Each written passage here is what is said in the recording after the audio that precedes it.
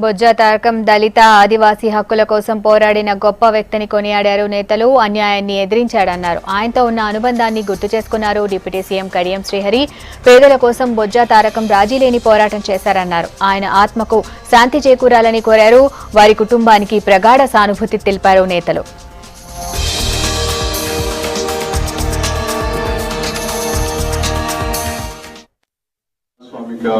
హక్కుల కొరకు పోరాడిన నాయకుడు, దళిత ఆదివాసీ హక్కుల కొరకు అనునిత్యము పరితపించిన వ్యక్తి ఈ రోజు మృతి చెందడం ఆ వర్గాలకు తీవ్రని లోటని చెప్పడంలో ఎలాంటి సందేహం లేదు. 1975లో మొట్టమొదటిసారిగా నేను బొజ్జ తారకం గారిని నిజామాబాద్ లో కలవడం జరిగింది. వారి కుటుంబ సభ్యులకు కూడా నా సానుభూతిని తెలియజేస్తున్నాను. బొజ్జ తారకం గారు మరణించడం చాలా బాధాకరం. ముఖ్యంగా బొజ్జ తారకం గారు ఎక్కడ అన్యాయం, ఎక్కడ అణచివేత ఉంటే అక్కడ బొజ్జ తారకం గారు ఉండేవారు. ఇంతమంతా కూడా ప్రజల కోసం, పేదల కోసం పనిచేసినటువంటి ఒక గొప్ప మహానుభావుడు బొజ్జ తారకం గారు.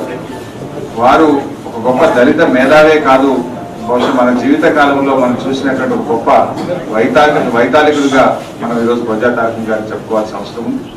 వారి మరణం మమ్మల్ని అందరినీ కూడా దిగ్భ్రాంతికి గురి చేసింది.